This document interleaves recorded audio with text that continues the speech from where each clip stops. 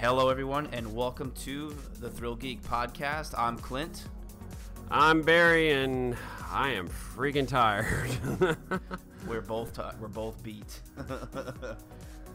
The first weekend of insanity has come to a close, and our bodies feel it.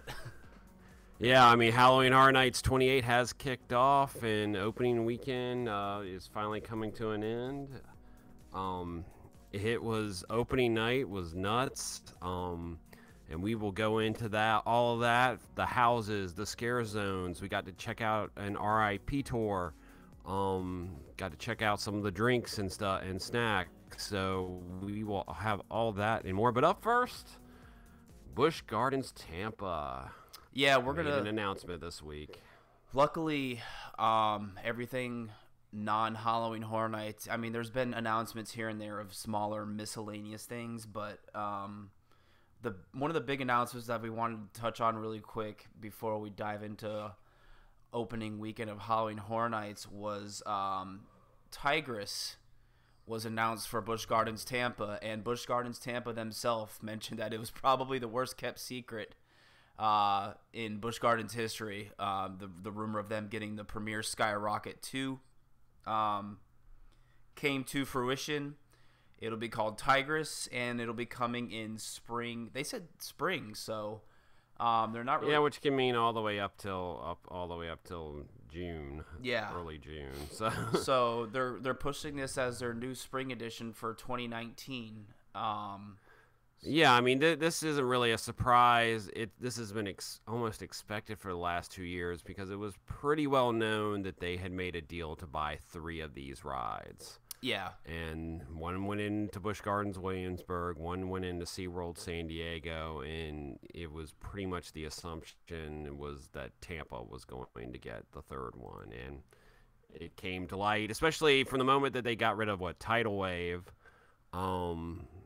that this thing was coming. So yeah, the footprint, the location, people started kind of just putting 2 to 2 together that it was going to be a fairly small footprint coaster, and it was going to be a coaster, and lo and behold, we're getting their third premier Skyrocket 2, which I'm kind of excited about it. There's a lot of people that aren't excited about it, but I think these Skyrocket 2 model coasters from Premier look like a fun little addition, so I'm kind of excited. Yeah, it's a fun little addition. It gets another coaster in the park. I mean, the park has a lot of different kinds of coasters to begin with, and this gets another coaster in the park, and it goes in an area that's you had 2 water rides. Well, really, almost all 3 water rides are like right near each other in that park. And Tidal Wave, I mean, it really wasn't doing much anymore. I mean, its popularity definitely had waned, and it's not like at Busch Gardens Williamsburg, they have Escape from Pompeii, so they're like Shoot the Chutes, big raft ride, big water drop ride is themed out. Really, I mean, it's got great theming to it. Tidal Wave is just sort of and there it didn't really have any theme to it, and this goes in to tie with some of the theming in Jungala, with having it be in Tigris, so having it be tiger related, and I mean it's a good addition. And then the big thing that also came out of this press announcement was a teaser for 2020, and I think concerning Gwazi. I think they announced Tigris, and this outshadowed that already. Yeah, the president of Busch Gardens, he came out and mentioned that today we're going to do a hybrid announcement, and he kind of put an emphasis on the word hybrid. And then he kind of, to make a long story short, he talked about Gwazi, and then he mentioned how Gwazi's past has been pretty rocky.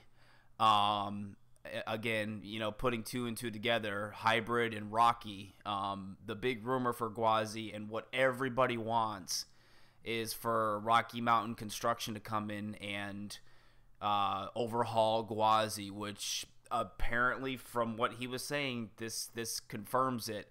I don't know how much they're going to tear down Gwazi, what this is going to consist of, but it looks like we're getting the Gwazi Rocky Mountain construction makeover in 2020. Yeah, I mean, whether we get like a more, they said more details in the coming months. So whether we get an announcement, they may do something at IAPA here in November, or the fact that too, this thing I imagine is going to start construction probably spring of next year. I mean, it takes when they do these types of conversions, it can take like a year and a half to, especially with Gwazi, where from what some people have reported, I mean, a lot of the wood is going to have to be replaced. Yeah, and I mean, just look at Mean Streak and Steel Vengeance. That took they started construction on that in the middle of the previous operations year. Yeah, I mean, albeit they do have to deal more with weather issues. Yeah. At Cedar Point, but on the other hand, they don't. I don't with the conversion from Mean Streak. They took out of a lot of wood and replaced it with different structure, but they still used a lot of Mean Streak's original structure. And there's, like we said, there's been talk back and forth about how much of Gwazi's structure is still reusable. So yeah, and I thought the other night, I was like, wouldn't that be hilarious if they just went in and completely leveled Gwazi and just built like a new Rocky Mountain construction coaster from that's one idea that's been talked about. I wouldn't put it past them, because I mean, one of the most expensive things with building a coaster, especially a wooden coaster, is all the footers. So the question is, are they going to take out all the, majority of the wood and start from scratch, and just reuse all the footers? So I mean, it's all we know is it's coming, and they felt, it's obviously a done deal, and they're teasing it. We knew that Rocky Mountain for 2019, pretty much all their stuff is overseas. But, it had been talked about that 2020, though, there was going to be some American stuff coming up, and looks like this is one of the U.S. projects that they'll be doing for 2020. Yep. So I'm excited. It'll be fantastic no matter what comes out of it, as long as it's Rocky Mountain construction, to have an RMC pretty much right in our backyard. So between the Premier Skyrocket next year with Tigris and this, Busch Gardens looking to really be the coaster capital of Florida, and this will easily put them up there. So yeah, and Tigris is a great addition, and like you said, with whatever they do, what they do with Gwazi in 2020, they are the coaster capital of Florida. So I feel like that's sort of the direction they're trying to go here, with sort of emphasize their diverse range that this park will have. So yeah, so I'm excited. All right, here we go. The main event. Yeah. Halloween Horror Nights 2028 has kicked off at Universal Studios Florida. 10 houses, 5 scare zones, and we've already been through it all. Yeah, I mean, we were invited for the first time by Universal to their media party on opening night, but we had planned all along to do, both of us, I had taken the day off from work, you got off from work early. We had planned all along for months now to do Stay and Scream, so we could be, some of the first people through the Stranger Things house. Yeah. So even though we were gonna do the media party, and we pretty much knew we were gonna get to go do every house, we decided let's still do Stay and Scream, because we wanted to see Stranger Things before everybody else. We also wanted to see how the crowds would be coming out for this, and we saw them. We saw them.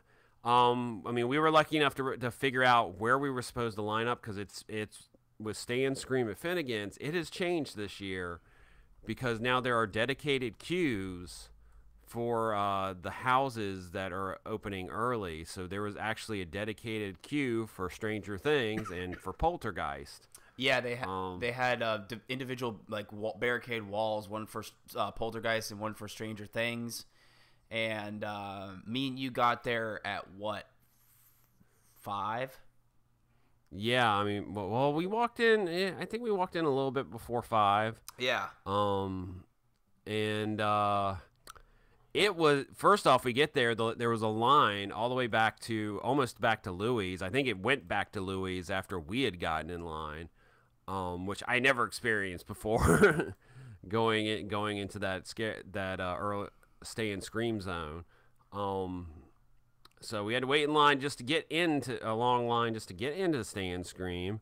And then we get in, we look around. One of the things, they aren't just having Finnegan's open for Stay and Scream. They are actually opening early. The Halloween Horror Nights Mega Bar that's in the Transformers extended queue, and they're also opening the Benny's Burgers and Donuts and Waffles tents, which are have themed sort of to Stranger Things with the different the donuts and the fudge dipped waffles, and then Benny's Burgers is one of the things from Stranger Things. So they open those early. Finnegan's, you can't go in and eat during Stay and Scream. You basically can get in line to get a drink at the bar, and the line pretty much went outside of Finnegan's. Yeah, we and then that's when things really started to get crazy after that, after we had baked in the sun. Yeah, I mean, once we found out you need to line up here, we got in line, and then as more and more people figured out where you were supposed to go, more and more people got in line. Yep. And more, to the point that we post on social media, we couldn't see the back of the queue anymore. And apparently it from what some other people, it had gone, because they have you line up on the other side of Finnegan's next to Battery Park, and I guess apparently it had reached the end of the street there, and I guess started going around the other side from what some people said. Yeah, and it stretched back past, almost to Fast and Furious. And they finally, at 5:45, they opened up the gates, and of course, the Stranger Things side was massive. And for those of you watching on the YouTube live stream, I have a picture of the mass of people heading to Stranger Things. And I've been going to Halloween Horror Nights. I told several people this over the weekend since number 4, and I've never seen anything like this. An opening day, I've never seen a Stay and Scream like this. It was insane. I've been going for 13 years, and this is the craziest opening night I've ever seen. Yeah. And that mass of humanity just going in to get into that line was crazy. We were lucky. We were pretty close to the front part of the line. Hey. But even then, it took us, from the time they opened to the time we got out of the maze, it was like a half an hour. But there were some people who went to Stay and Scream that night who waited like what was there? Some people who waited 2.5 hours. Yeah. Who were there for Stay and Scream. And they stayed. They stayed, and so I will say I did experience Stay and Scream again today for Finnegan's, and things are much more organized. It's always the issue with opening weekend. Ops only gets that one rehearsal with team members now, and team members are a little bit more orderly and sort of understand things more than your average guest. Yeah. So, with and also opening night is the first time they do Stay and Scream. So, I definitely noticed a difference Sunday, where things were a lot more organized. They were telling people where you needed to go, and they've definitely, I think they've understood now we're going to have these crowds, and then we're going to have a ton of people doing Stay and Scream, and they've definitely feels like they figured out better how to deal with it. But we got to do Stranger Things, and we got to go through it twice that night, and we might as well start with, we can start with this house since we're already talking about it. It is visually and set design one of the most screen accurate, impressive IP houses they've done. I can, years past, I've been so battered and abused with IP houses, and I'm a huge fan of The Walking Dead, and the Walking Dead houses just kind of went downhill for me over time, and I've been so beat down by IP houses over the past few years, and this year, we'll get to it later. Poltergeist, Stranger Things, they've breathed new life into me this year and given me new hope for the future of intellectual properties at Halloween Horror Nights, because Stranger Things, like you just worded, it's one of the set design, the characters, everything with that house was phenomenal. I was very pleasantly surprised with the Stranger Things house, and it deserves all the long waits that it's getting right now, because it's a great house. I loved it. Yeah, it's a great house. There are definite real scares in that house. Needless to say, for those of you who've seen season 1, the Demogorgon is really the only monster in season 1. So there is a lot of Demogorgons in that house, in different kinds of Demogorgons. And, when you go into like the buyer's living room, it looks like the buyer's living room. It doesn't look like they're trying to, like, sometimes you do go into some of these IP houses and they sort of match what you've seen on TV or film. This thing looks like you're walking through a set, and just so many great pieces that in the scare actor casting was like spot on. They've just really outdid themselves this year with that house. Is it the best house? I don't know. I mean, it's definitely, we're not really going to rank the houses tonight. I mean, if I had to, I would say it probably maybe in the top half of my rankings. But really good, and we can't emphasize enough. If you can do Stay and Scream, do it. Get to Finnegan, the Stay and Scream section early, and then get in line, for Stranger Things. You either have, and of course this is obviously if you don't have Express. The other option is you're just gonna have to wait till the end of the night, unless you want to wait for 2.5 hours. And we've consistently seen 2.5, 3 hour waits every single night this opening weekend. Yeah, I've been kind of studying the wait times for Stranger Things all weekend, and it seems like the typical in the middle of the night, 10, 11, 9, 10, 11 o'clock.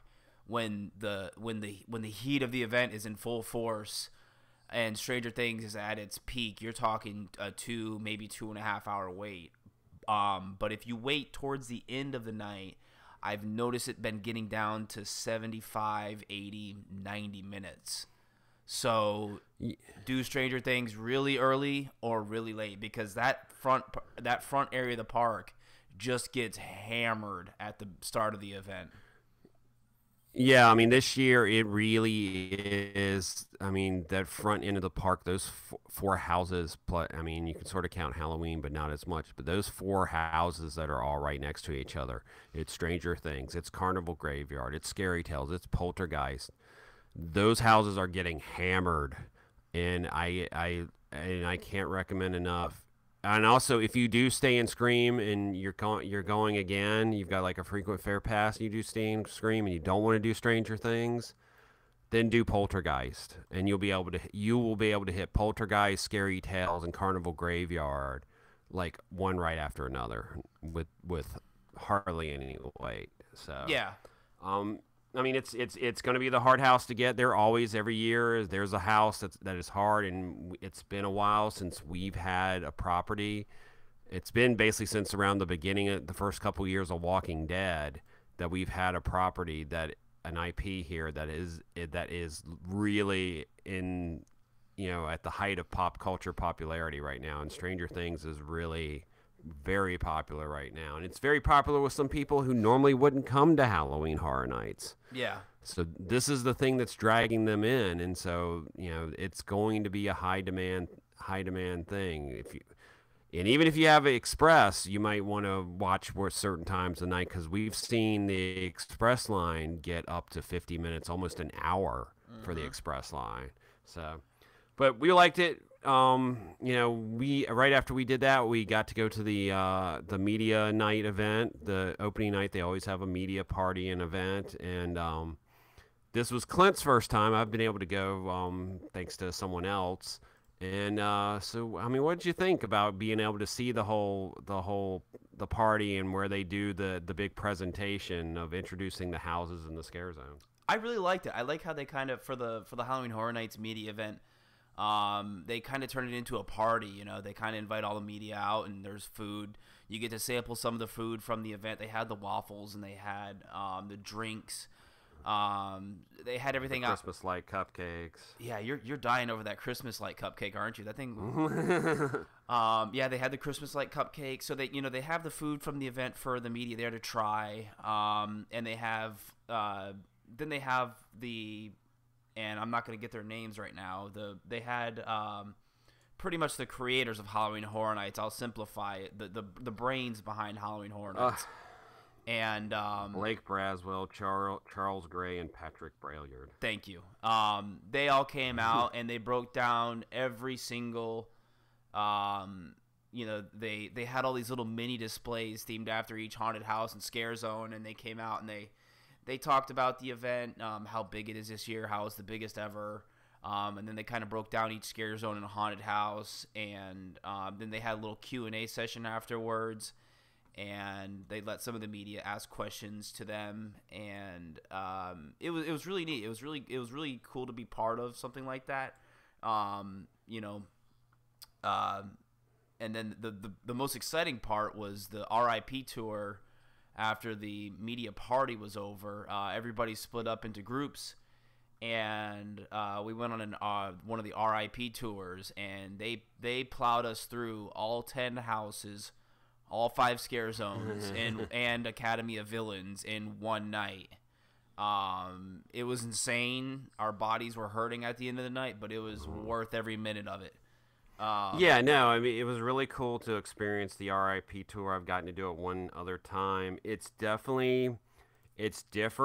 I mean, you're on a guided tour. Your tour guides, before you go to different scare zones and houses, they talk about some of the things behind the creation of those houses. I mean, it's usually for normally I think around a 4-hour tour that it takes for them to hit everything. Yeah. Our tour is a little different because we were filming stuff, and so it took a little bit longer. And in the normal tour, you get free valet parking. There's a pre-tour reception, where I believe they usually have like drinks and snacks. And then you stop at different cash bars throughout the night, and you also get like Universal Express Unlimited to skip the regular lines following the tour. And it's definitely something. If you got the money and you're a big Horror Nights fan, it's definitely something I think you should try at least once. Yeah, no, it's if you got the money, it's worth it. I completely agree. Is it cheap? No, but the experience you get is worth every penny. Considering what the crowds are seeing this year, it's a great way to be able to experience everything, and get they really roll out the red carpet for you for this RIP tour. So, anyways, I'm gonna shoot. I have my list here. Instead of us going in, because I don't even remember the order we went in on the RIP tour. It was such a blur at one point. Yeah, you want to talk scare zones first? Yeah, let's do that first. We'll talk scare zones, and we'll talk about Academy of Villains and go from there. So, yeah, let's sort of start. We'll go around the Harvest, which is in like Production Central between Shrek and Despicable Me.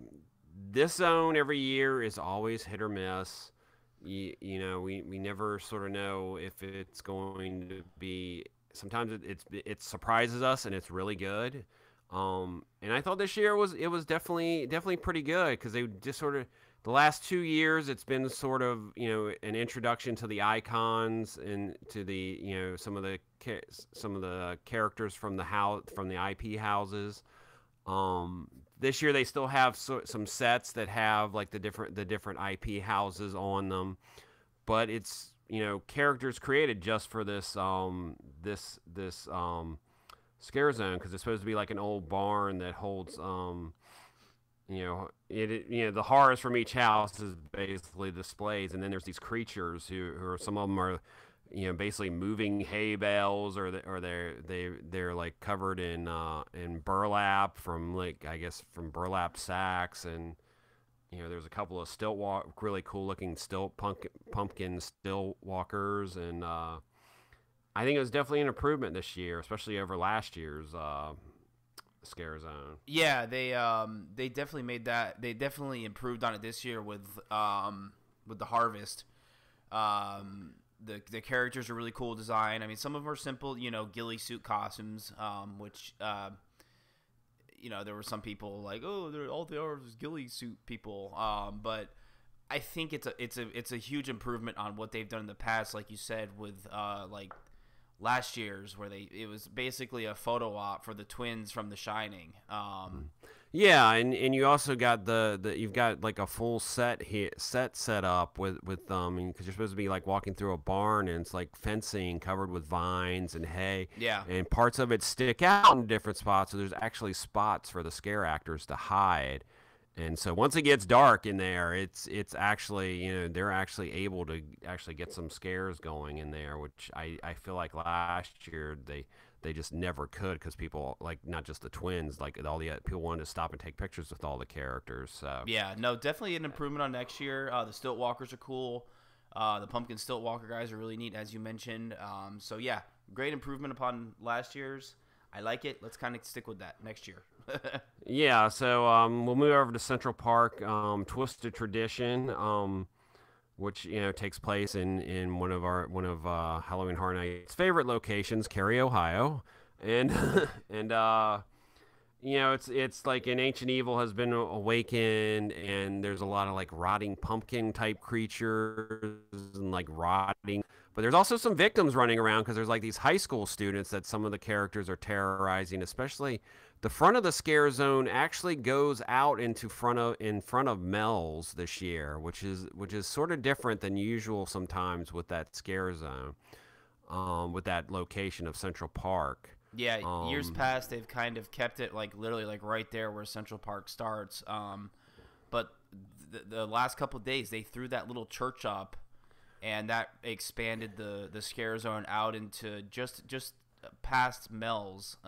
So yeah, I mean, over 2 nights they threw up this old rotted church with this rusted out old truck in front of it, and all these weeds growing everywhere, and gravestones. I mean, and it is amazing, and it's mind blowing that they got that thing up in 2 nights.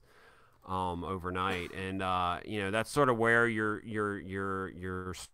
story begins. Travel through Central Park and through the township of Cary as things have gone wrong, and there's rotting pumpkins everywhere, and then up in the trees there's jack-o'-lanterns, which have come back again. It's been something that's been used in Central Park multiple times. Obviously, it was used again last year for trick or treat, so.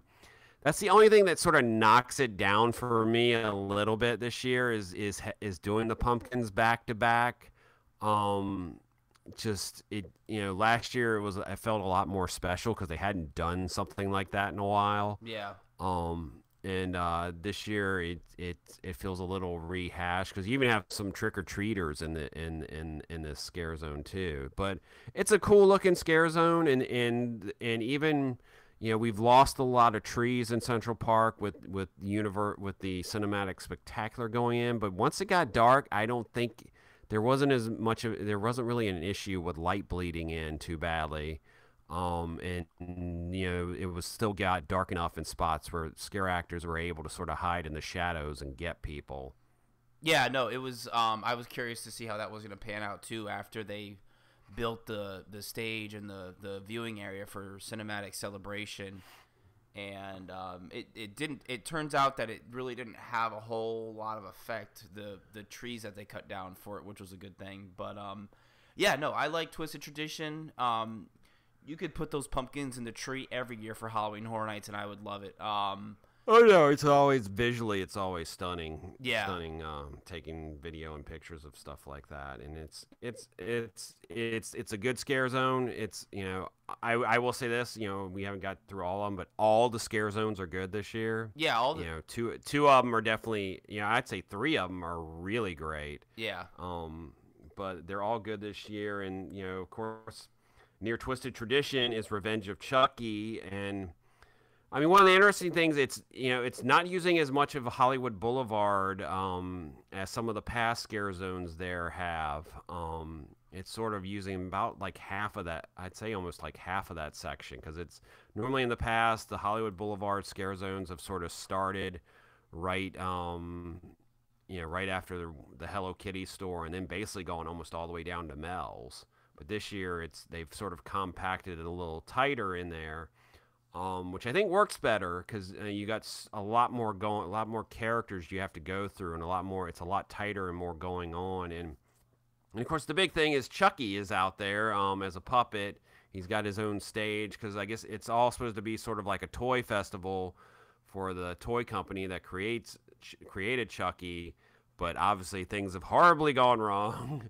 And Chucky has indoctrinated, brought all these toys to life, and they've come and been brought to life in horrible incarnations, and he's gotten a lot of the members of the toy company to join his cult of Chucky. Yeah, I really haven't sat through and or kind of soaked in this scare zone yet, the Revenge of Chucky scare zone, but I've walked through it several times, and the characters are really cool designed. Some of the toys they have walking around are kind of, even some of them are toys from the 80s, like they have Gem, they have Cabbage Patch doll walking around. I love the monkeys. I mean they did just sort of a disturbed, twisted version of the like a barrel of monkeys. Yeah, the barrel of monkeys. They've sort of done a little disturbed, twisted version of the barrel of monkeys. You got like toy soldiers, and like I said, there's a female Cabbage Patch Kid, and there's a male Cabbage Patch Kid. You got like a sort of deformed giant baby doll walking around. Yeah, everybody was talking about him on Twitter. There's also like an American Girl doll looking character walking around too. And then they got a couple of different little set pieces besides the stage with Chucky. There's also like a parody of the Easy Bake Oven, except something has gone very horribly wrong. Yeah. Yeah, and then in the barrel of monkeys, there's a bunch of body parts. So, and then Chucky does his thing, and he's got a couple of different things he does. He usually is making fun of people, but then usually at some point he will try to induct you into the cult of Chucky. And then apparently there's also one of the characters walking around is the president of the toy company, and I believe also in certain sets they bring him up on the stage there. There's an electric chair made out of Legos, or what looks like Legos. And at some point, they bring him up there and electrocute him to death. So I saw that today on Twitter. I was like, oh, that's funny. Yeah, so I mean, Chucky, reappears multiple times, all throughout the night. And it's a fun scare zone. I think it's one of I really liked it, and it's I've been able to do a little bit more time in it than you have, and it's really grown on me, and it's pretty impressive. Yeah, like I said, I haven't been able to really kind of just sit there and soak it in. Every time I've gone through Chucky, I've walked through it. So I'll have to take a day here sometime coming up and just kind of sit back and take it all in. And so we're down to two, and these two are probably our personal favorites. So we're going to do Killer Clowns from Outer Space first, which Still walking through there just blew my mind that we're walking through a killer clown scare zone. I mean, it just like, this is something I saw, back when I was a kid, younger, and because it would play a lot on HBO or in other basic cable, because it was a B cult movie from the 80s, horror film from the 80s, and it was sort of stupid and funny and stuff. And this scare zone is freaking amazing. I mean, the clowns are huge, and just, the whole color scheme, the neon colors that light up with the black lights, and just, I mean, and it's just fun. They do scare people sometimes. It is really more the fun scare zone. Yeah, but there are some people who are terrified of clowns, and they're so easy to spot because they are like freaking out the entire time they're walking through. So. Yeah, there's tons of people that are terrified of clowns, and you can definitely pick them out in the crowd, walking through this scare zone. But the other people, like me and you, that absolutely love this scare zone, it's such a fun scare zone. Like you said, it is the fun scare zone, but there are some good scares in there. I absolutely love it. I could just hang out in there all day and just watch people, interact with the clowns. And they have the balloon dog, and they have all the clowns from the movie in there. It's such a it's awesome. Yeah, I mean, the clowns from the movie. There's some ice cream truck guys. There's one of the women being attacked by the clown snake thing. And they use the projection mapping. We haven't gotten to see everything that changes throughout the night with the projections. But apparently it does different things, like the shadow puppets show up on the wall, and it's a fun scare zone. It's amazing. And this was the first time they've used South Street along the water there for a scare zone, and it works there. It did opening night get scary crowded through there, but I feel like it was really well done, and it's just fun. It's just fun to walk through. Yeah, it's a great looking scare zone, especially at night. The scare zone isn't that scary. I mean, a lot of the stuff at Horror Nights isn't scary during the daytime. Kind of that 6:30, 7 o'clock time frame when the sun's still going down. And Killer Clowns is no exception. But once it's dark and they kick on all the black lights and the bubbles and the fog, it's such a great scare zone. I love it. They did a phenomenal job with just the whole package. I love it. Yeah, and before we get to the final scare zone, we would definitely be remiss to not mention the chainsaws this year. They are actually in 2 different locations this year. Surprisingly, there is something in San Francisco. There are chainsaws out. From what I've found out so far, they aren't out all the time. At least the San Francisco, so far, I haven't seen them out all the time. So I don't know if they just have one crew doing the chainsaws there, so they only come out during their set, and then they're not. But they're sort of all dressed up as mechanics, which I guess sort of fits in with the whole Fast and Furious exit right there, and with the cars and everything there. So that was interesting. But the main chainsaw scare zone in Springfield this year, they're sort of dressed up as like carnival clown, like carnies, like sort of carny or carnival clown freaks. I think that's the scare actor I know. So they're out there. There's different lighting this year. It's a lot more strobe. So I think that might help a little bit better with them being able to get people. And it's chainsaws. It's always funny watching people get freaked out by chainsaws. So. Yeah, it's the chainsaws are the classic, iconic tool of terror at Halloween Horror Nights. So it's always it's like the fog. Everybody loves the smell of the fog, but everybody loves to hear the sound of the chainsaws in Halloween Horror Nights. So and the interesting thing this year, there's no chainsaws in any of the other houses or scare zones. And so the only place you're going to get the chainsaws is out there walking through Simpsons or San Francisco, which I don't really recall. I'm trying to think of any other time there. It's been a while since the only time you've seen chainsaws is just with the chainsaw crews. Yeah. So all right, let's wrap it up here with Vamp 85. Vamp New 85. Year's Eve. It's a huge scare zone with a lot of scare actors out there. I mean, obviously it's on New York Street, which is always usually the biggest scare zone. And they don't even use all of New York Street this year. They're mainly just using the main thoroughfare where Revenge of Mummy, Finnegan's, the Palace Theater is. But it's a wow scare zone because you've got multiple storylines going on. You've got a show that happens, it's really two different shows that happen about every 15, 20 minutes. It's a fun scare zone, but I really, really like it. Some of the, I last night when me and you were there for a couple hours filming all the scare zones and stuff, Vamp 85 was one of the ones that I spent the most time in because, like you said, it's so big and we were filming. And so we kind of had to walk around and, capture everything. And that made me just that extra time I spent in it last night made me fall in love with the scare zone.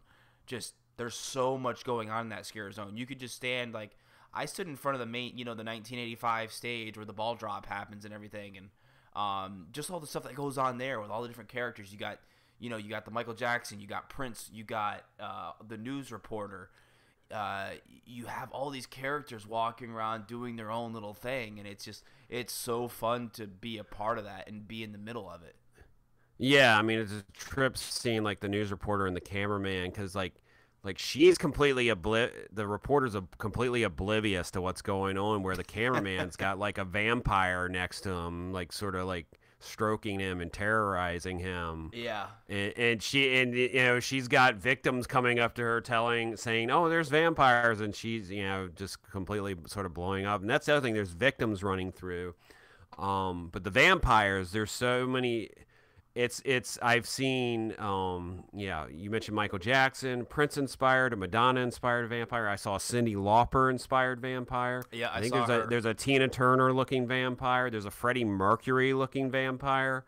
So many, and of course there's a bunch of punk rock looking vampires. And then there's a bunch of different victims, and there's one dressed like Don Johnson from Miami Vice, and I mean. Yeah, I saw him. It's so many different things, and then you can just, like you said, stop in a certain section of the scare zone, either by the 85 stage or by where the concert stage is, where something horribly went wrong, and you will sit there and watch a storyline occur. Yeah. Right there in front of you. It's much like Vamp 55. And I'm sure as the event goes along, it'll be interesting to see, how, with Vamp 55, it ended up being a lot of the scare actors sort of created these backstories for their characters. Yeah. And it got more elaborate as the event went on. So it's going to be interesting to see as the event goes on, what happens what happens. It's going to be one of those scare zones, which is something you and I and a lot of us big fans do, is we'll just plop ourselves in a scare zone for 30 minutes, an hour. Yeah. And just sit there and watch what's going on. Just take it in. And just to take it in. And I am definitely looking forward to spending a lot of time in Vamp 85 this year, much like I did with Vamp 55, and watch and just see the story play out and see all the different elements. And like I said, it's really a toss-up between this and Killer Clowns. I mean, Killer Clowns is more of a sentimental, and it's just, I still can't believe we have this thing. Yeah. Whereas Vamp 85 is a continuation of something we were really impressed with before, and is now back in a different form. And also, the freaking playlist is awesome. It's like it's not only is it like some of the biggest hits from obviously everything had to be before December 31st, 1984. Yeah. But it's got some of the more obscure stuff. I've 80s stuff in there too. So it's just and like we didn't even mention the ball drop show that they have. Which is great because they do Thriller and then they do 2 songs, right? AC/DC Shoot to Thrill. Yeah, and that's really cool when they get everybody, all the vampires kind of congregate in front of the stage, and then they run up on stage and they do a little dance segment as the ball's coming down. And then once, they ring in, quote, midnight, the vampires go crazy and go on a feeding frenzy in the crowd, and it's a really cool thing to experience. So yeah, I mean they go through the crowd and they track down the different victim characters and attack them and so it's really cool. And the interesting factoid we found out is many of the dancers, especially the female dancers that you see on the 1985 show, many of them are from Bill and Ted. Yeah. From last year's Bill and Ted. So it's like I said, we love scare zones that have stories in them. Yeah. And we're big fans of that, and so we definitely enjoy it. And speaking of shows, the one show at Halloween Horror Nights this year, which we did get to experience on Friday night, Academy of Villains Cyberpunk. I think this was a pleasant surprise, and I actually thoroughly enjoyed the show.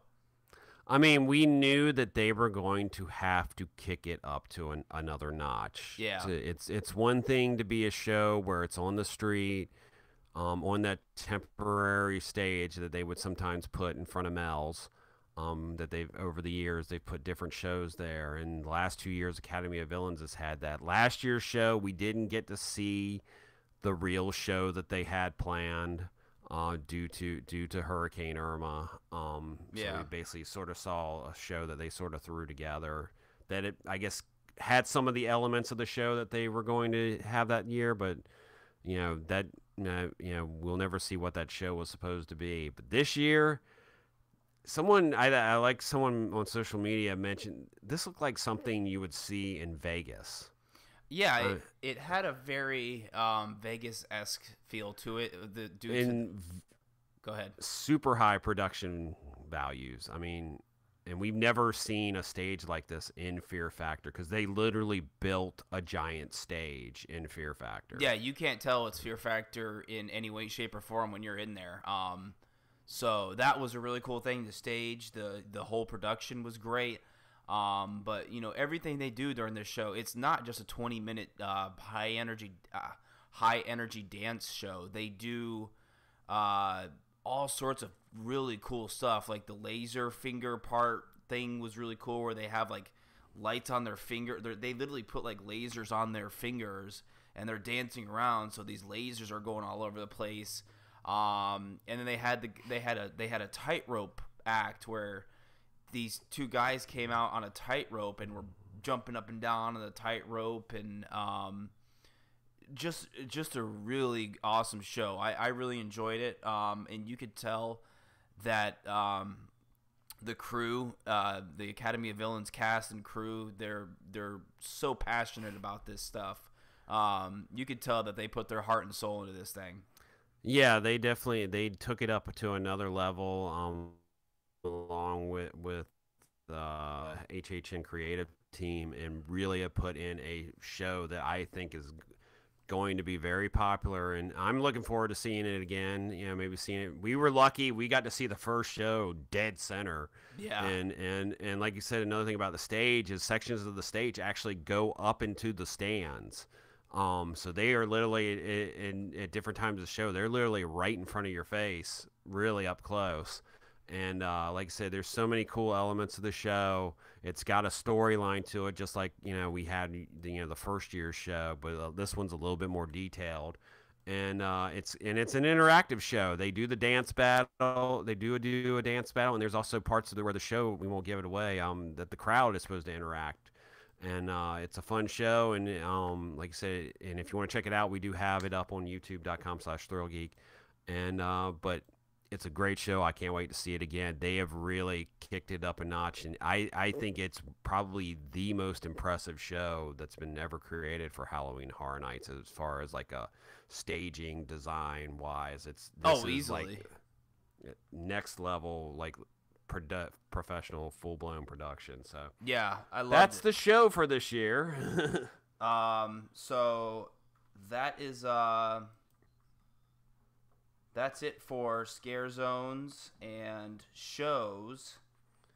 So back to houses, since we got to do the RIP tour, we'd done Stranger Things, we went to the party, we got to try, some of the food and drink. Like I said, I liked the Christmas light cupcake. Out of the 2 drinks this year, I liked the Rad Punch.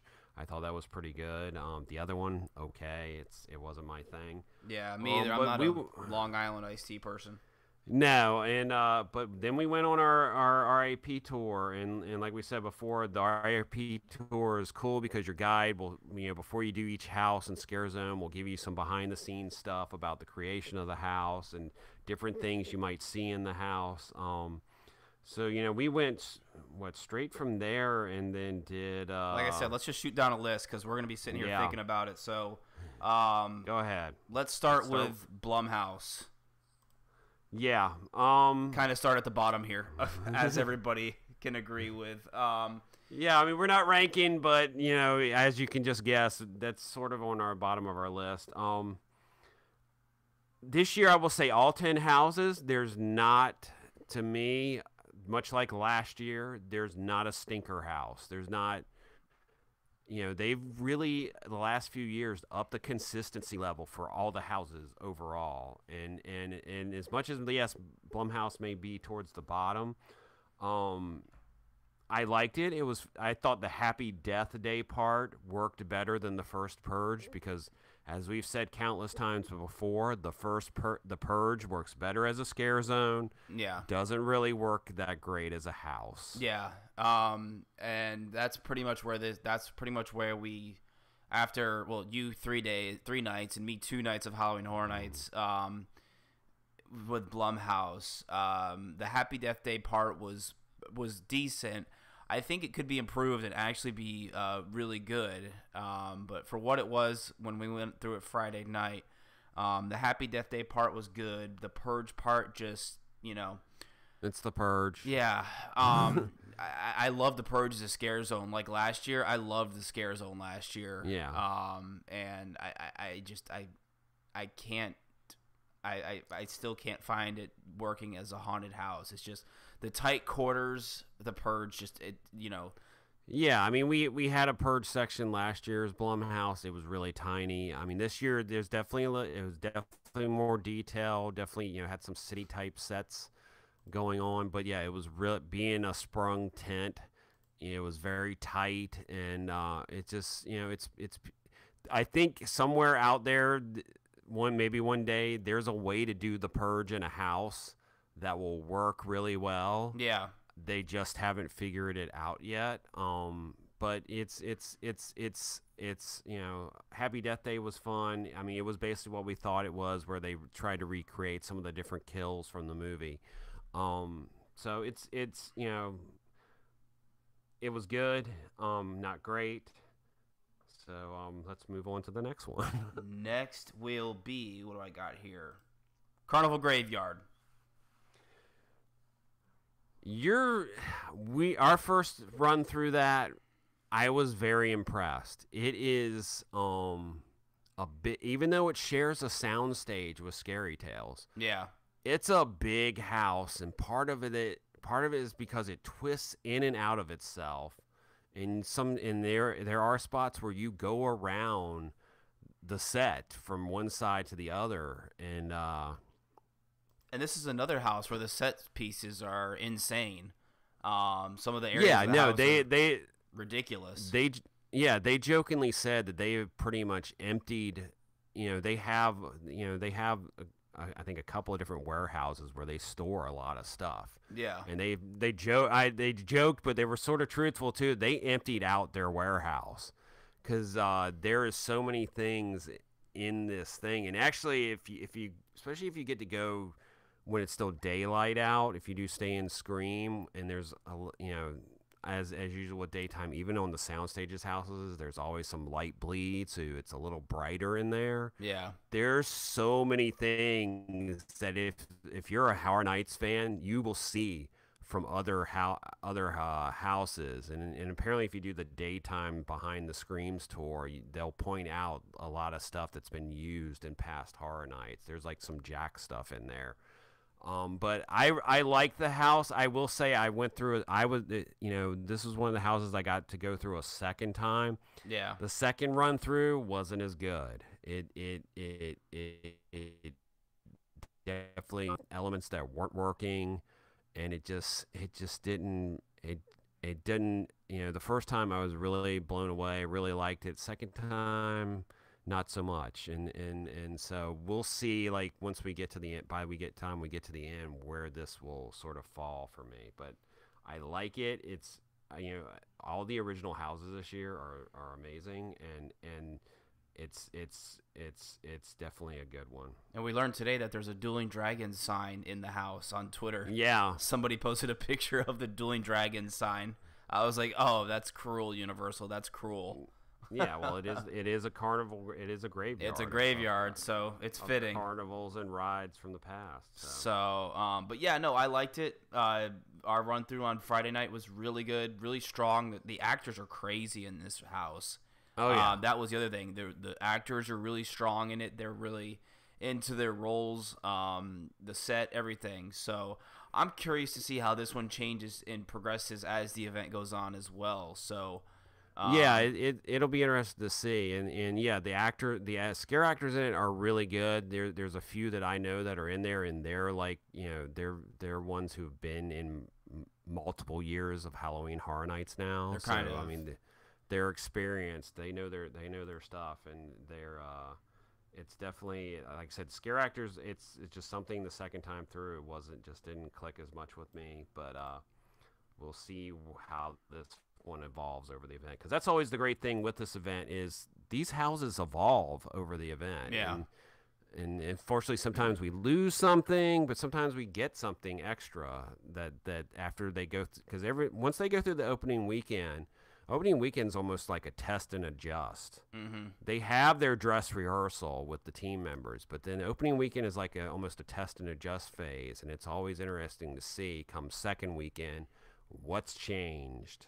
Yeah, because pretty much from tomorrow through it starts Wednesday this week, right? Wednesday. I know we'll be back Wednesday night. So things will change. So all right, moving on. Next, keeping with originals, Dead Exposure. I really like Dead Exposure. I know some of it out there on social media, it's been sort of mixed with this one. I love the original Dead Exposure, and I love houses that totally screw with your eyes, that mess with your irises. Yeah. And they're very smart with it because they especially at nighttime, they hit you with a bunch of bright lights before you go in that house, which is, as usual, is a sneaky little way when you're walking up the ramp to get into the house, there's like these bright white lights like blinding you, so by the time you get into the house your vision's all jacked up. And then they pull every visual light using trick out of the box in this house, from raising the lights up to dropping them down, and that I love that stuff because it'll be bright, and all of a sudden the light will go down and it'll come back up, and there's literally like a scare actor right in front of your face. Yeah, I think one of my favorite parts from the house was the I think it was like a subway you walk through. Yeah, like you're walking a subway car. Through a subway car. That scene really impressed me. And you see it in the way the lights they flash, and it looks like the zombies are coming towards you, and then a scare actor comes out from the other direction. Yeah, that part really stuck out for me. So, really cool house, lots of cool effects. Yeah, and it evolves as it goes along. You go through different things. I think at some point you're in the catacombs underneath Paris, and then Yeah. you get to that last part, and that's when they just bombard you with What's strobes and bright ass lights and just really, everything comes at you all at once. yeah, and then everything comes at you, and I really liked it. It's definitely, I can't wait. We unfortunately didn't get to do this a second time yet, and I can't wait to do this one again. Yeah, a lot of the houses, like you said, they actually allowed the media to film in all the houses. So I was worried about filming in all these houses, so a lot of the experiences I did on Friday night during the RIP tour, I missed some stuff because I was so focused on filming that Yeah. I really didn't get to experience the house, a lot of these houses to their fullest. So I'm anxious to go back and redo them all. So moving on, next we got Halloween 4, The Return of Michael Myers. So I mean, this is another one that's been up or down on social media as far as like some people are just like, wow, it's awesome. And for us, and we've only gotten to do it once. And I don't know if it's because it was the end of the night. It was the last house we did after doing Nine. eight houses in a row. And I love the previous 2 Halloween houses. This one obviously is a lesser movie. It's not that great of a film. But I enjoyed it. Was it my favorite? No. There's a lot of Michael Myers in this one. yeah, I mean, there's always a lot of Michael Myers, but more so than the other ones. I felt like there was a lot of Michael Myers, and they redo some of the gags that have been used in the previous 2 houses too. Yeah, this one was kind of a hard pill for me to swallow because, like you said, the previous Halloween houses have been amazing. But I think the Halloween house, this one, the Halloween 4, I think it suffers from lack of content.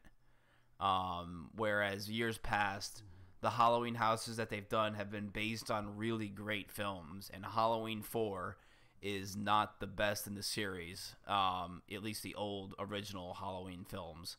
So the scares are there. I think if this house is tweaked and tuned a little bit better, there were so many Michael Myers coming out at me at one point. I didn't know what was going on.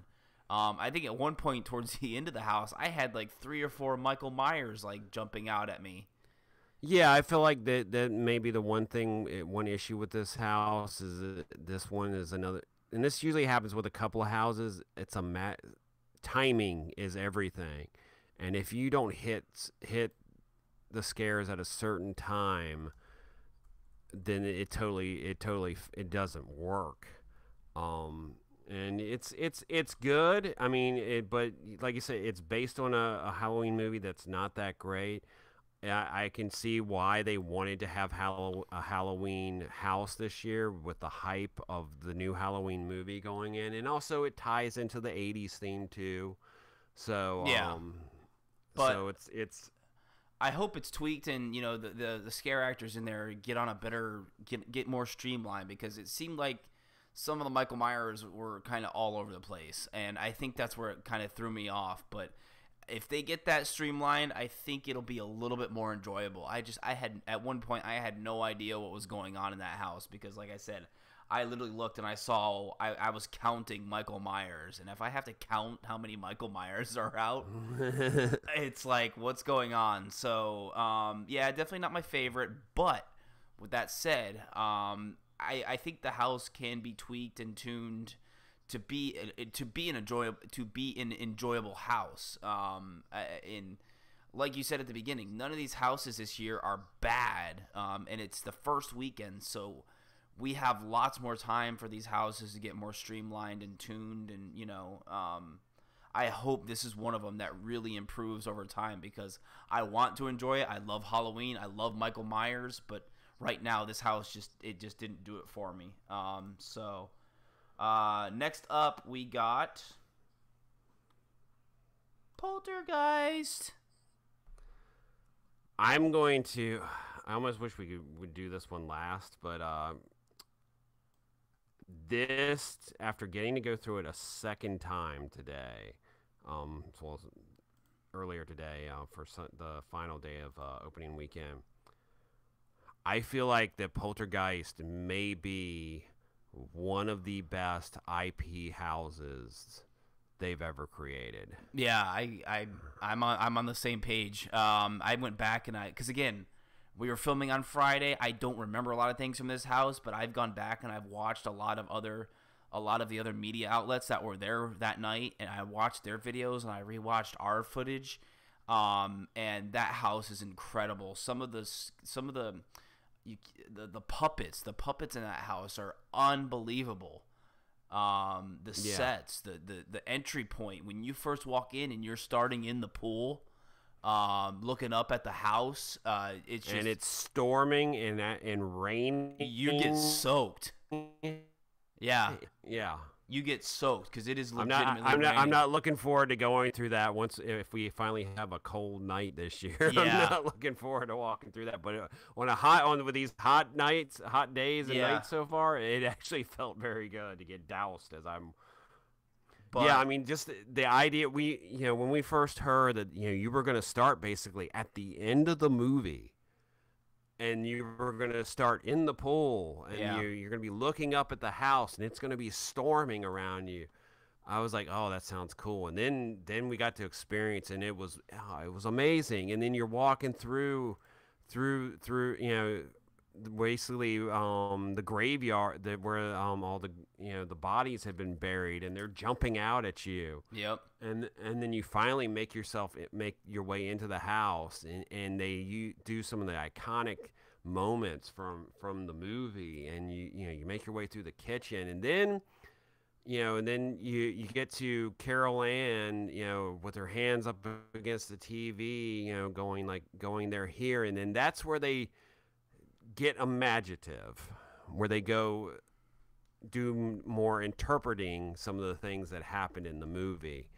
And the fact you go into the light at one point, and you're actually walking into the light, and then you're walking through this bright white tunnel that these creatures are jumping out at you too. These, I guess, supposed to be like, specters or ghosts. But the giant puppets, and then the clown, the evil clown that comes to life. There's a whole section of that where it's like, I think that surprised me. The clown part. Its legs and pieces are like going all around you and stuff. Yeah. And it's hands down. Like I said, I've been going 13 years. You've been going longer.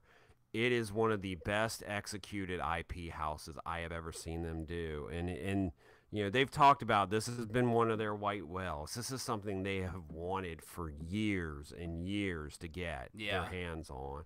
And man, they have just completely knocked it out of the park. And I really cannot, just after going 2 times, it's one of the best IP houses I've ever experienced. Oh, I agree, and I can't wait to go back through it. Just from what I remember when we went through it Friday night, and the everything blew me away about that house. The set pieces, the puppets of some of the poltergeists, I guess you could call them, the ghosts, the apparitions, just spirits, whatever spirits, whatever you want to call them. No matter what they're called, that house is easily up there as one of the best houses, not only IP house of all time, but one of the best houses at Horror Nights this year.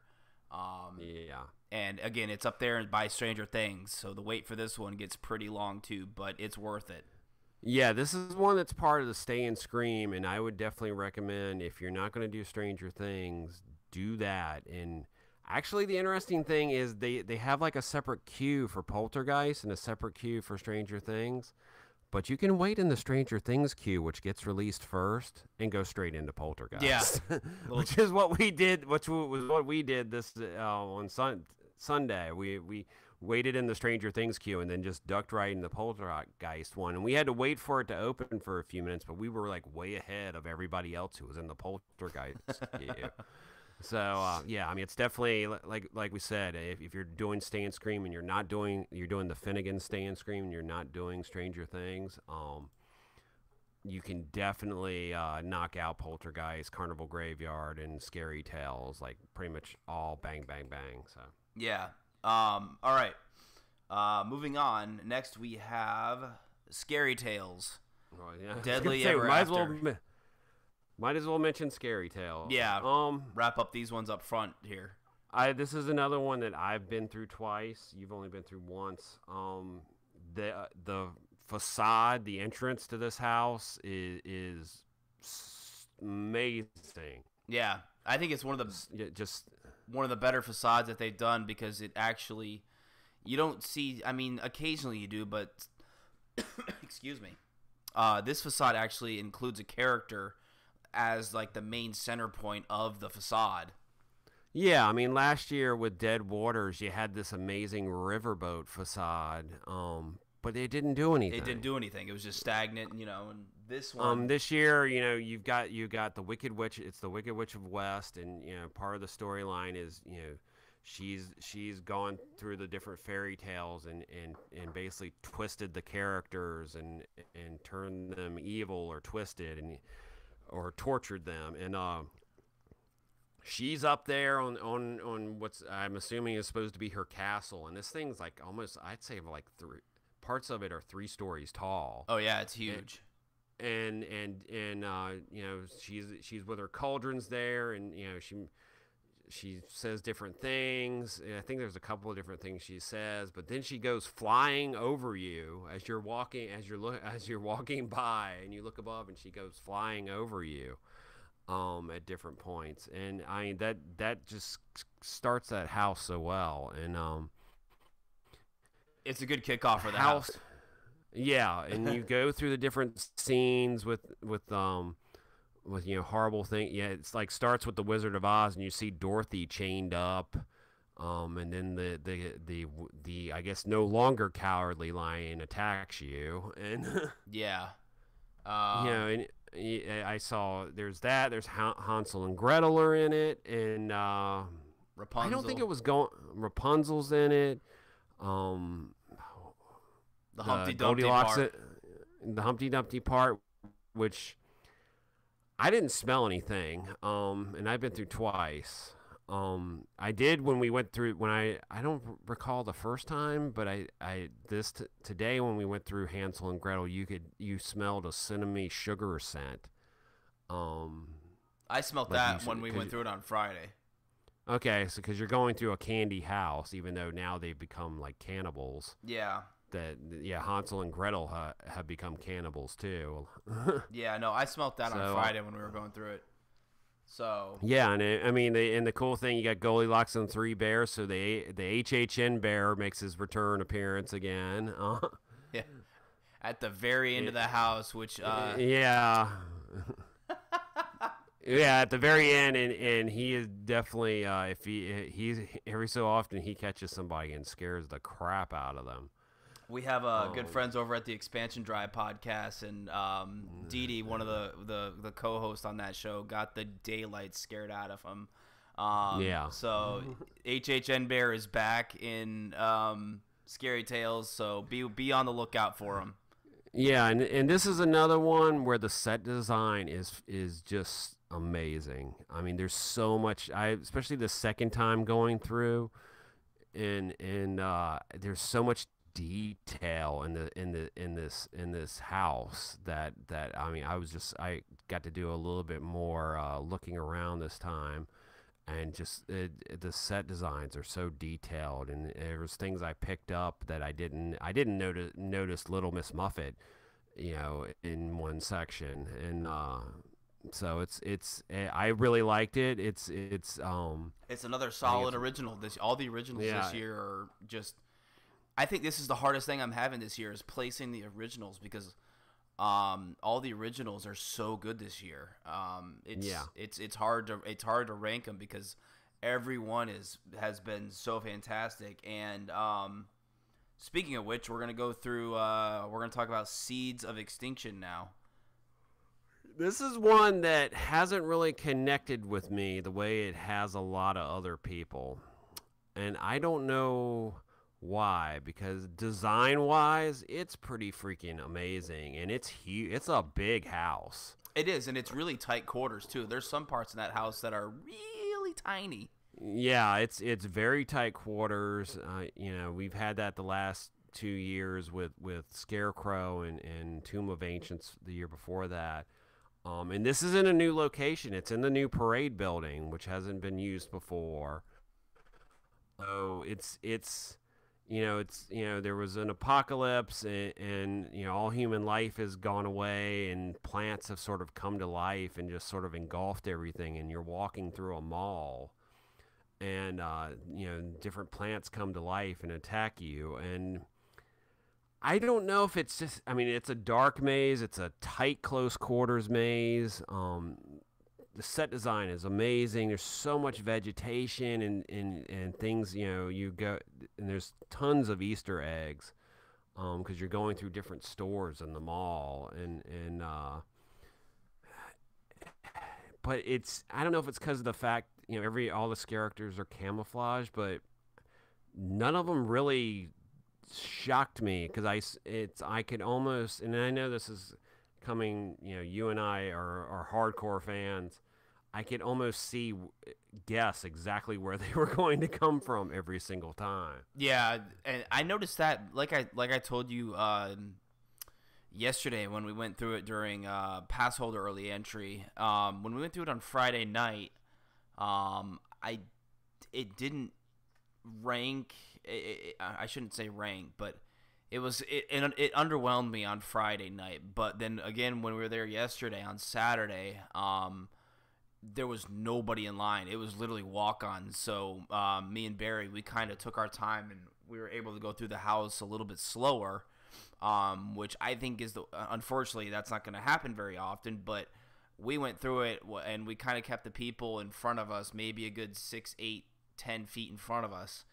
And that actually provided, from what I thought was a little bit better of an experience in the house. But I can sort of agree with you in what you mentioned about some of the scare actors. You can kind of point out where they are just by kind of what they're wearing and so forth and so on. But I think that house has a lot of potential.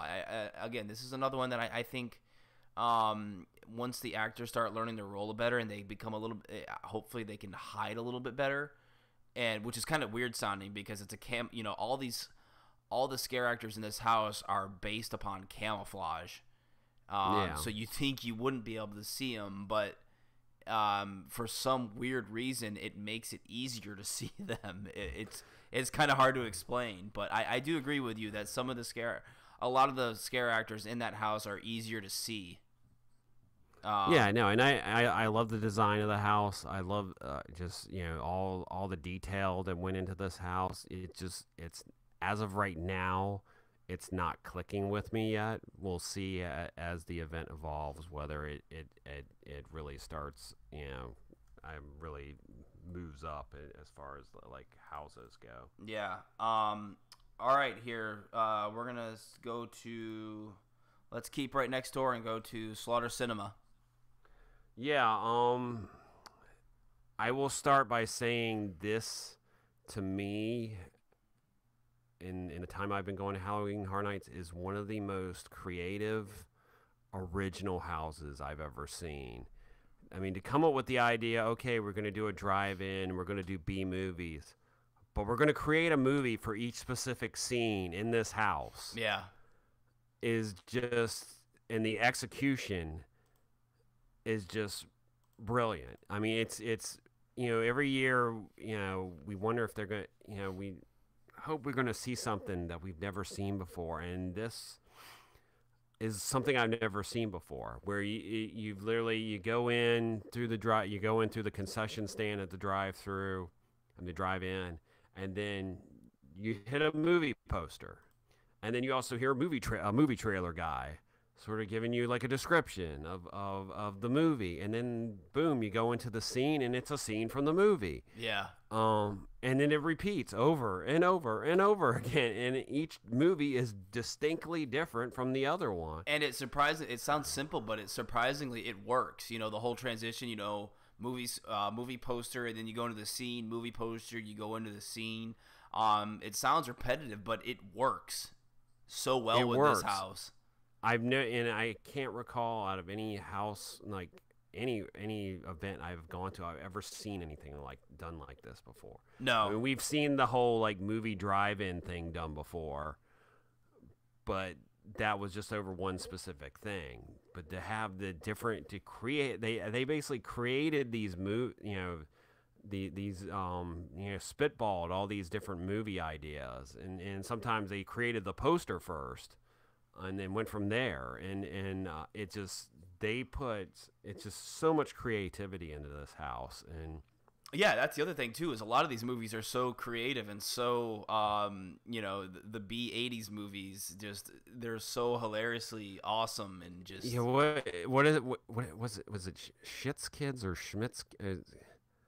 Gosh, I know what you're talking about. That's gonna bug me. But anyways, I can't remember. But no, I know what you're talking. Did they not? No, they of course didn't. I don't think they listed it. No, they didn't list that. That was the other thing. They didn't list every movie in the initial press release for this house. And that one. That one was hilarious. I mean, not only was that one was like, there was even some funny things thrown in, and that one was like just hilarious. With the kid attacking the mascot in the costume. Yeah, it's like a Chuck E. Cheese. And then they got some people, because you come around the corner out of that scene, you think the scene is done, and then like a drop scare happens, and then one of the kids is like screaming at you. Yeah. That whole scene was great. Yeah, I mean, just so many fun, different, inventive scenes in this house, and like I said, I feel like it's one of the most creative houses I've ever experienced at this event. Yeah. All right. Wrapping up here, we talked about Stranger Things. Trick or Treat. That will be our last one. Yeah, Trick or Treat. Both of us have gotten to go through this twice. I will say my feelings about this house went up the second time through. Part of it is because that was what, the second to last house we did that night. Yeah. And so we were, those last few houses we did that opening night on that RIP tour, we were sort of fried by then. Yeah. And so I feel like when we walked out Friday night, we were sort of like, oh, it was good. I mean, it's Trick or Treat. We love Trick or Treat, and the sets were really good. I feel like that once we went through a second time and we were rested, and it was the beginning of the evening on Saturday. Yeah, I liked it a lot better. I did too. I agree with you, because like you said, by the sixth or seventh house, we were just out of it, and I couldn't absorb any more of the details on Friday night because we were exhausted. Yeah, it was fun, but man, it was that RIP tour doing all 10 houses just killed us. But no, I completely agree. When we went back through Trick or Treat yesterday during because it was still kind of early when we were doing the pass holder early entry. Because I'm a huge fan of Trick or Treat the movie, and the second time through the house actually, it gave me the feeling that they're doing the movie justice this time. The first time, like I said, we were tired. I was like, yeah, that was cool. It's Trick or Treat. Maybe I was just suffering from them doing Trick or Treat last year in the Scare Zone. But no, I enjoyed it a lot. I enjoyed it a lot more when we went through it Saturday night. So that was a good thing. Yeah, no, I really liked the set pieces they did in there, and really a couple of inventive scares. I really liked how they did the kids on the school bus. That was really neat when you go through the first part and you can see them on the bus, and then some of them come out at you at different points, and then you get to the part where the bus is like going into the water, and it's sort of like a freeze frame of that moment from the movie. I think that whole last scene is really impressive with the bus, and then you go into the slate quarry area and experience that whole scene, and it's done really well. Yeah. And of course, Sam pops up at different points. Sometimes he's there to scare, and sometimes, just like in the movie, he's just sort of watching what's going on. Yeah. So I was happy the second time we went through it. It reassured me that this house actually isn't as bad as we thought it was going to be. It wasn't bad. It was just that we were exhausted. And I can't wait to go through it again to take even more of it in. So there were a lot of people saying we got Trick or Treat last year as a scare zone, so it was too soon to do Trick or Treat again. Is it? Maybe. Sometimes usually when Universal uses an IP, they won't use it again for at least a couple years, with the exception of The Purge. The Walking Dead. Yeah, usually normally it's at least 2 years in between with IPs. It's So, but I believe that is it. Yeah, we plowed through it here, and we got everything talked about. So we went hour and a half almost. Whew. Yeah, I mean, and like I said, we decided not to rank. We'll wait till once the event is over, we'll do a look back at the event, and maybe then we'll sort of come up with our top 10, because I think things evolve. Right now, I mean, there's probably three houses that I could say were my number one. This year, top to bottom is, and considering that they added another house again this year to 10. It's one of the most impressive lineups I have ever experienced, just based on opening weekend so far. Not in the houses and the scare zones are top to bottom. I mean, they have really created. I think I put it on what I could say on Twitter. They've created a beast this year that is just huge, and everything is good. I mean, everything is at minimum good, and goes up from there to great to one of the best things I've ever seen at the event. So yeah, I actually ran into Mike Aiello last night in the Killer Clowns scare zone. He was hanging out there, and I just told him, I was like, the event, not only everything that you just said is true, the beast that they've created this year with HHN 28, but the feeling of the event. The event has such a good feeling this year. Like, just the vibe is something I haven't experienced from Halloween Horror Nights in such a long time, and it was great to have that feeling back. I can't put my finger on exactly what it is, but the event just has such a different feel than at least the last couple years. And it's a good feeling. So I praised him on that, and I told him, give my thanks to your team. And I'm excited for many more nights at HHN 28, which we will be experiencing. So stay tuned. Yeah, we will. As of right now on YouTube, on our YouTube channel, we have multiple scare zones. And the new thing this year, we have multiple highlights of different houses, and we will eventually have all 10 highlights from all 10 houses on our YouTube channel, every single scare zone on our YouTube channel.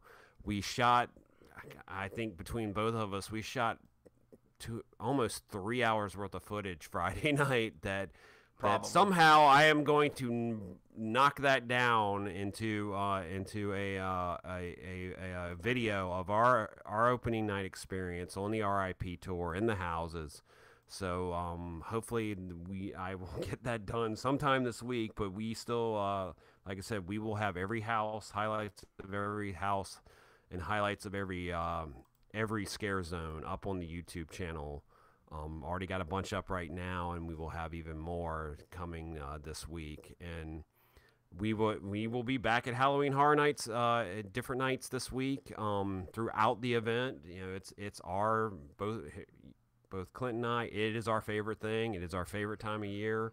here in Orlando, and so we ran into tons of people this weekend, and we look forward to running into even more people throughout the event, and we will be there and posting on social media, we've already done multiple live streams on Facebook, and Instagram, and we will be all over this event, and we'll also be getting down now that we've gotten through opening weekend. We're going to start going through and trying some of the different drinks and snacks, and sort of bringing that to you guys too, what we think of some of that, because they've really upped the amount of food they have this year. More so, yes, so many different kinds of waffles and different items this year. So we're gonna, one of the things we did try is the other thing we tried is you bought there's a frequent fear cup for the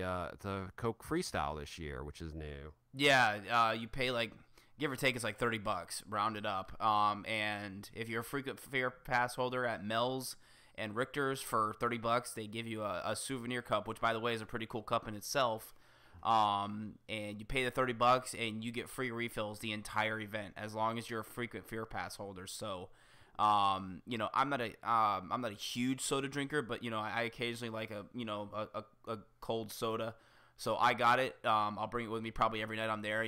Just walk up to the freestyle machine and fill her up. And they also have some exclusive HHN flavors in the Coke Freestyle machines for Halloween Horror Nights. So so maybe we'll talk about that next time, and try some food, and explore HHN 28 some more. So I believe that is it. Yeah. For this week's podcast. We are at ThrillGeek on Twitter and Instagram.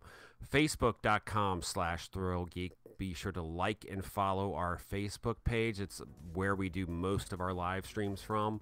And of course, we're YouTube.com/ThrillGeek, where we will have we've already got multiple scare houses, multiple house highlights up on our channel, and even more coming this week.